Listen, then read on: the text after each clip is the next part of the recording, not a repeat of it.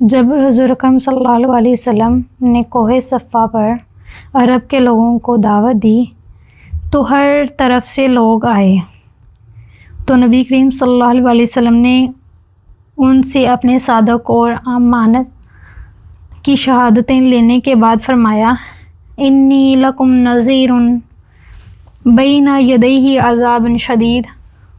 اس پر ابو لہب نے نبی کریم صلی اللہ علیہ وسلم سے کہا، نعوذ باللہ، تم تباہ ہو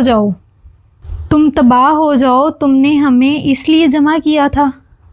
اس پر یہ صورت نازل ہوئی تو اللہ تعالیٰ نے خود اپنے حبیب صلی اللہ علیہ وسلم کی طرف سے اس گستاخی کا جواب دیا۔ کفار نے حضور اکرم صلی اللہ علیہ وسلم سے طرح طرح کے سوال کیے۔ کوئی کہتا تھا کہ اللہ کا نسب کیا ہے، کوئی کہتا تھا کہ وہ سونے کا ہے، کوئی کہتا تھا وہ چاندی کا ہے، کوئی کہتا تھا وہ لکڑی کا ہے، کوئی کہتا تھا وہ لوہے کا ہے، تو کہ اللہ تعالیٰ کس چیز کا ہے؟